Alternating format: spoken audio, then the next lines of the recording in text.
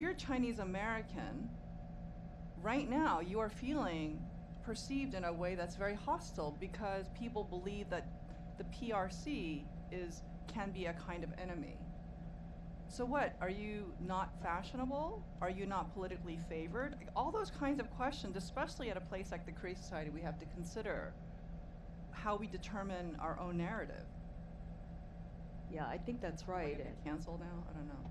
But No, I think that's right. And a lot of times, um, it is something that is outside of our control, right? Like when COVID hit, and then it became kind of the China virus, and right. just it didn't um, really it it didn't discriminate any difference between anyone. I mean, we saw this uptick in anti-Asian um, People hate, attacked and Korean business owners because they were angry at the Wuhan virus, or they called the Wuhan virus.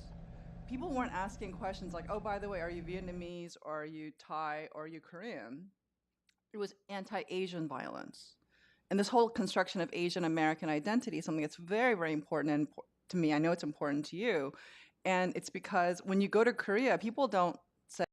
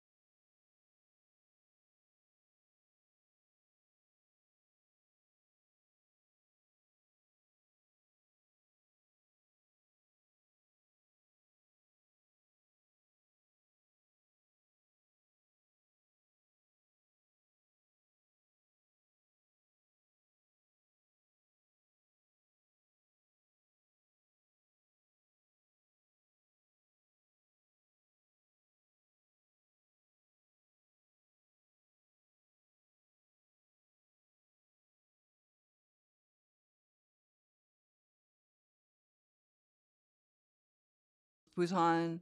My father is from a well-off family from North Korea in Wonsan. But then he became a war refugee. So he went from being the maknae child of a second wife of a wealthy man to being a war refugee, and he had nothing, right? At age 16, so he had to start all over again. And my mother always had this kind of protection of her father, and I think her mother was well off. So they had this sort of socioeconomic class identity, which was very different from mine. So even though we didn't have nice things when we first came in 1976, in their minds, they're thinking we're middle class, upper middle class people. What I remember about Korea is it was perfectly fine, but I was 6 and 7, so all I remember was my mother was working all the time because she was a piano teacher. So I didn't think of myself as a wealthy person. And then we came to America, and this is really important because I don't know why people want to skip this part.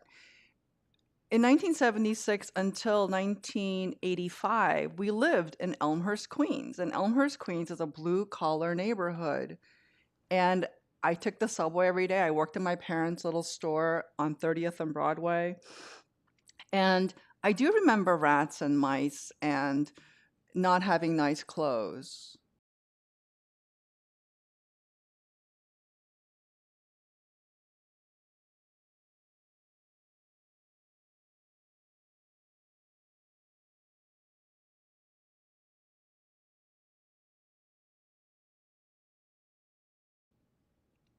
But I don't feel sorry for myself at all. Maybe I would feel bad about myself, right? But I was living in Elmhurst, Queens, and everybody was kind of like me. So if you're a wealthy person where I grew up, your father was a police officer, your mother was a nurse, and you had a birthday party at McDonald's. Like, and I thought, oh, that kid's he's got it made.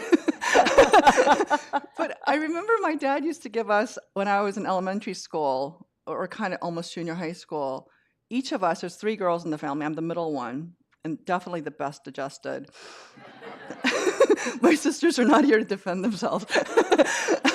And we would get, I think it was like $100. Each of us would get $100, and we would have to buy our sneakers, our jeans, and our coats and things with it. And somehow we did, because my mother was really busy. So, you know, when we were younger, we would get things. But later on, we would have the freedom. And I remember thinking, do I have enough money for Jordache jeans? Like, I don't know if you know anybody who knows what that is, but it was kind of like a designer jeans. It was like $30 or something. And I remember as a young person thinking, can I, budget this? But I don't think of it as something sad. I think of it as something that was, I don't know, it was kind of a fun time for me. I don't think of it as something upsetting, but I think my mother feels kind of embarrassed, and my father feels kind of embarrassed, like, oh,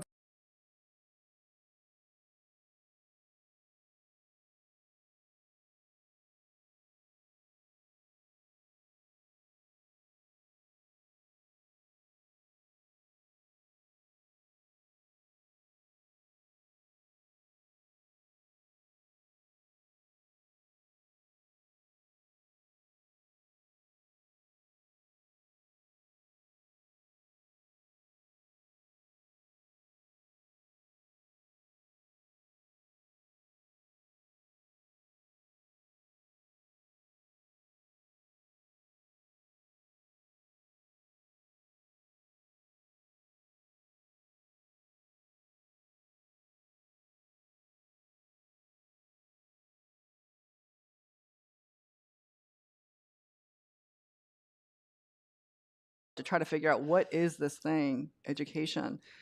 And what's heartbreaking for me, because the IMF crisis is very central to this book, and so it's a 2007 financial crisis, is just how important status is to Koreans. It's so important.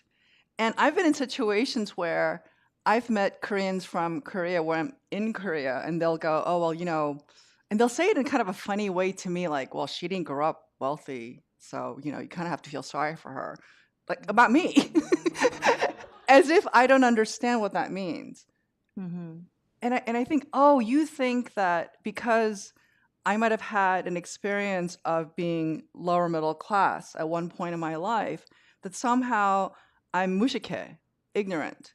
And then you realize how informed status consciousness is with socioeconomic value. So, do people who have more education and more money have more virtue?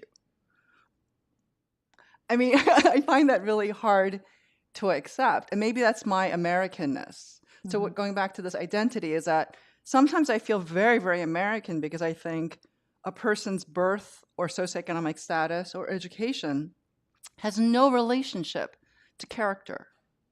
Like, I think your character is how you behave in light of the situation that you're in. But I think I was sort of surprised at the assumptions that I hear sometimes, not just from Koreans in Korea or Koreans here, but just what people think, like this idea of, if you come from a good family, like what's a good family? Like we really have to kind of question that. And you hear it a lot with marriage. When I hear marriage discussions, it's like, well, he's from a good family, she's not from a good family, or she's from a good family and he's not from a good family, and there's never going to be a good match. Like I hear constantly, and it causes all these frictions. And in that situation, I kind of think, I think Americans sometimes have that right about character.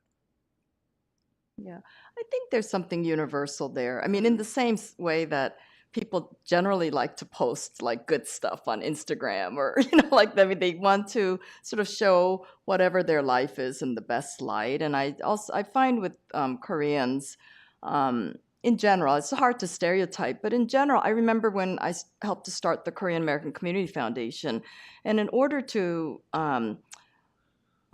get resources, to get more funding, to help, low-income Korean Americans or battered women, or for around mental health issues. And so you have to kind of talk about that actually being a real thing, that we're not all this model minority stereotype. And so you have to sometimes lift the veil, of some of the real issues in our community. And I would have conversations, very well-meaning ones, from especially, I would say, older Koreans who would say, why do you have to? Quite interesting. I remember this as well because she was actually when I was looking up the Seagu thing, right? Yeah, but she doesn't want to confront him on the Reach Coalition stuff. Oh well. Talk about it, then it's just going to be, erased, or there's not going to be resources for it, right? Also, Yeah. it's a source of strength. Yeah, it's a source of strength. Yeah. And it's a source of truth, and it's also a source of recovery. Because one of the things I was really quite struck about in my interviews with all these Koreans that I'm talking to is that, for example, like immigration status. I was so struck by how many undocumented Koreans there are in America. The more I talk to Koreans, the more I find out about undocumented Koreans. And undocumented Koreans are not, it's not like there's everybody in that family's undocumented. It's actually very mixed immigration status within one family. So you'll have a sister who's undocumented and a brother who isn't. And I thought, and people are like, no, you can't talk about that. You cannot talk about undocumented people because they're illegal. And I think, no, it's just a path to citizenship very often. And we can't benefit from the civil rights work that many undocumented people have done without participating in the journey. Like, we're all part of it. And it can't be seen as a migrant problem from the Americas and not also our problem. And also our growth. And again, I don't see it as a source of shame. I actually think of it as a source of growth. It's almost like focusing on where we came from in Korea. Yeah, they don't need me. All that poverty in the 60s and 70s and 80s, and then you have this kind of socioeconomic wealth now, and this. Let's go and check out some of the other work. If they're willing to talk to men about stuff, what's going on here? Oh, live on TV. Oh, cool. Okay, that's nice.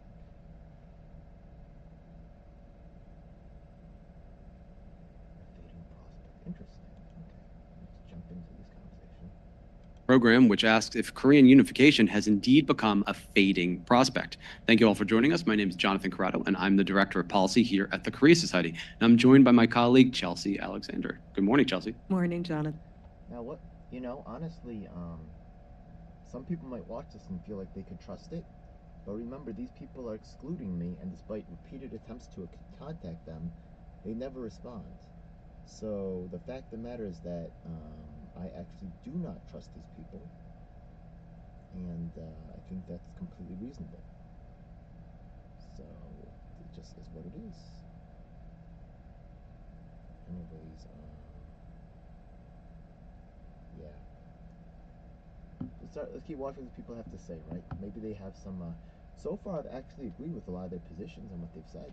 I mean, in that last, in the live that's going on right now, I'm not really getting any interaction, right? It's they're saying the right things, but where's the commitment and the will they be committed like me?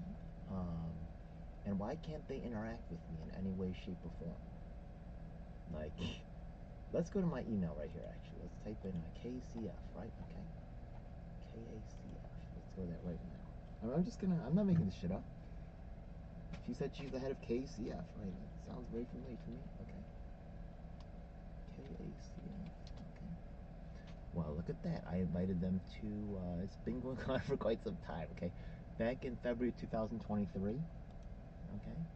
I wrote AAPI conference, free voter list available for your members running for county committee, Asian American Federation, KACFNY.org. You see this right here? Info at KACFNY.org. I've been writing to these people as a diaspora Korean American, as they've said. I'm not, okay, let me also show you Yeonmi Park. Voice of North Korea, that's what she is. Voice. Okay, I also have a video, right? I've emailed this person as well, right? Bunches of times, right? Okay. Grace Lee for Assembly, okay. Noda Tool, right? Yeah. All of these groups are blackballing me. None of them can have any meaningful, right? It's when you see a lack of Asian Americans and Korean Americans on my show, it is not by choice. It is by their choice, not mine. Repeatedly, again and again.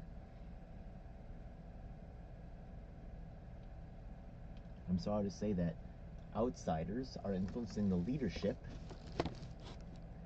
and Koreans are independent thinkers, so it's quite sad. But most of the Koreans that even though they are independent thinkers, the ones that you see here are, I believe, compromised. Skills for life training, around art, around commerce, but more than anything, it is a place that empowers the parents to really demand and advocate for benefits and other entitlements for their children, but really to be in community with each other. And you visited them, right? Yeah, so yeah. I was really struck by CETA. So I was one of the very fortunate people to be honored by KACF, and I said, well, if I have to give a speech, I want to know more about what KACF. I think I'm on their newsletter. I think that's part of the reason also, like, why. Like, I remember somehow, like, this sparked my, like, I started looking for this, right, near the beginning of the broadcast. I was Minjin Lee. I started looking through the emails, Council of Korean Americans. Was she also recognized by Council of Korean Americans? Let me just type that in right now. They may be working together.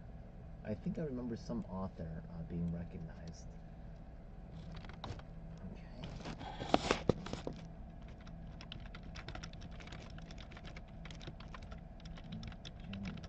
Okay.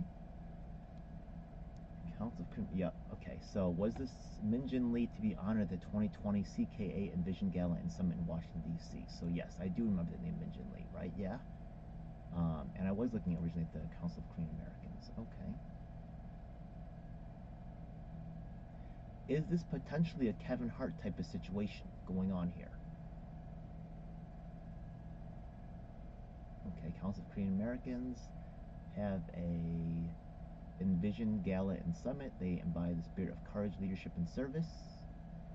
They have a judge. They have a president of NCSoft. Okay, so she's a judge. She's a president of some company. She's an award-winning writer. She's not just a writer. She won some awards. Until you are validated, until you have a high social status, you will not be. Right? Yeah? That's the Korean way. I'm sorry. It just is what it is. Hey, they have a black person. That's cool. Africa black unicorn. Interesting. Okay, cool. All right. Well, I'm glad they're working together somewhat then. They're actually showing that they've been working together then. Cool. All right. Interesting. So Min Jin Lee now is actually appearing on Council of Korean Americans and with KACF founder and person who I reached out to recently as well. This lady KACF. I also reached out to her personally because I know of her work. Okay, let's keep Organizations like CETA, and also the kind of empathy that you showed just listening to the moms. I mean, I really appreciated that you wanted to learn more about KACF's work, and also what we are funding and why we feel this is important. And I think that really I already know about them. Oh, you talk a lot, but you also listen. You're a good listener, but that is much rather actually listen. but and your books are just so meticulously researched. I mean, you listen a lot and you're kind of processing a lot.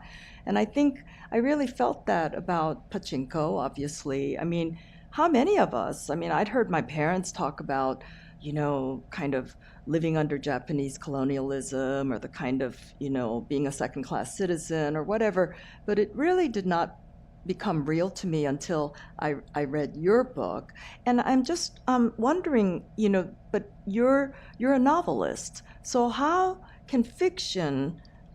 That sounds real weird to me, all right? The fact of the matter is that the violence that, gets exerted upon your peoples, I mean, maybe your people didn't experience, I mean, they did experience it, right? I know they didn't talk about it. Who wants to talk about that stuff, right? But the fact of the matter is that the violence and the classism is there still. Be used as a medium, right, to really depict the nonfiction.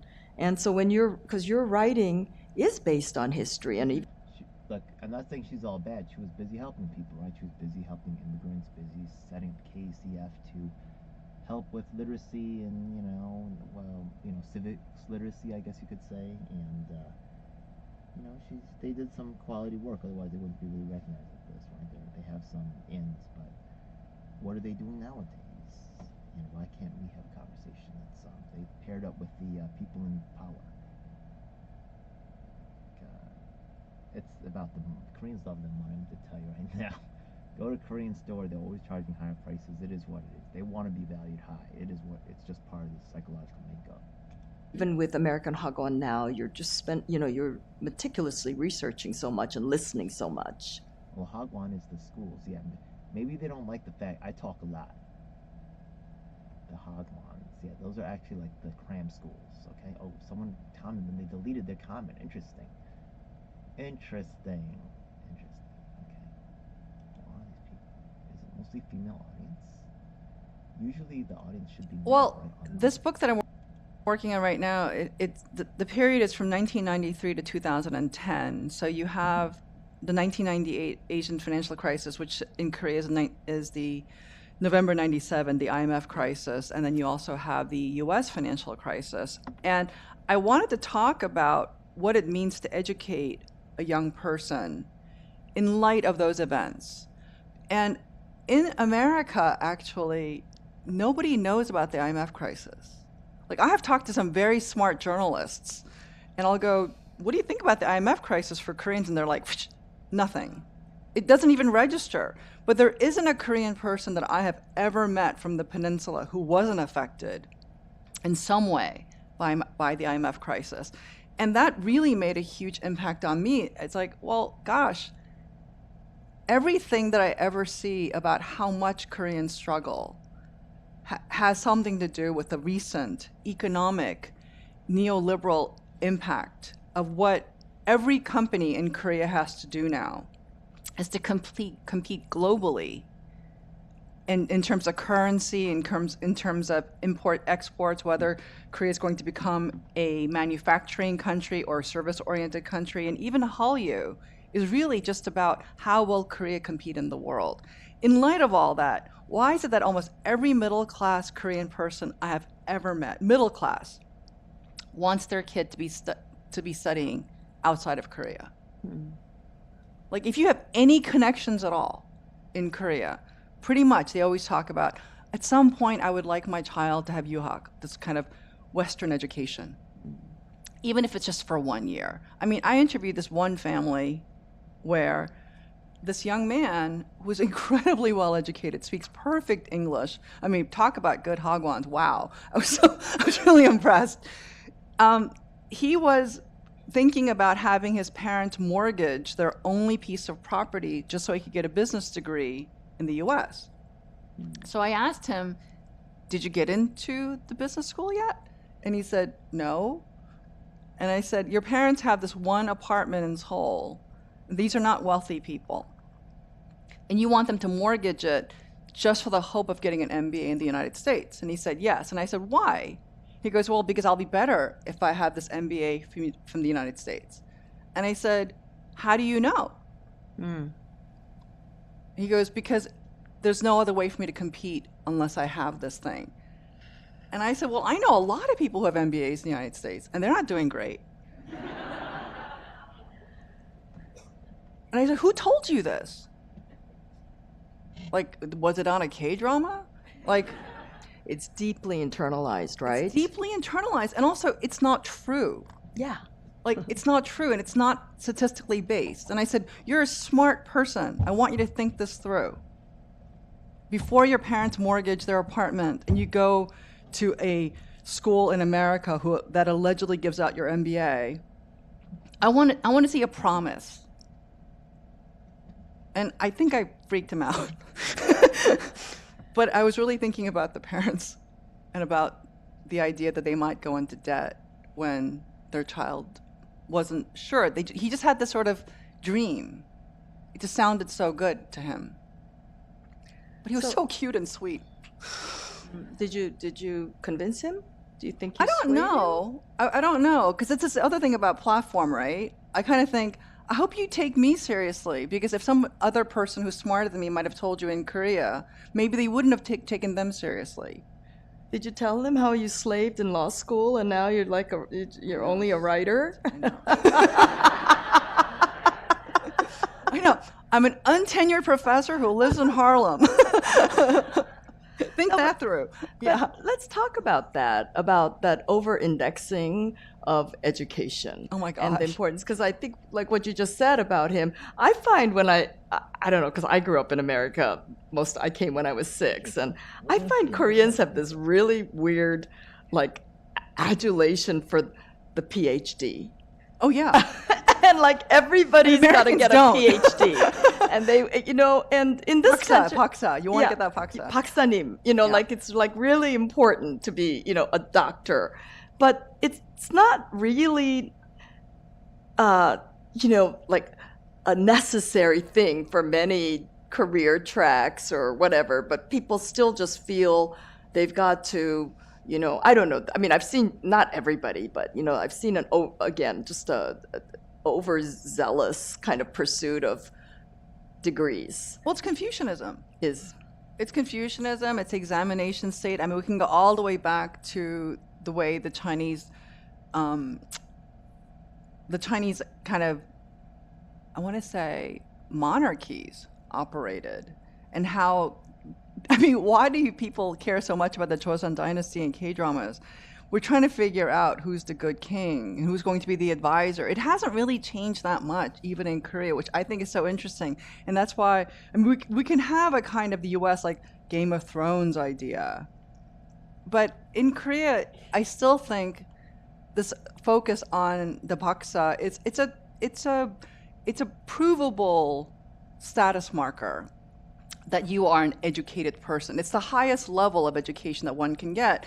And I have so many friends in the United States who have PhDs, who are professors, and they're always going, man, I wasted my life.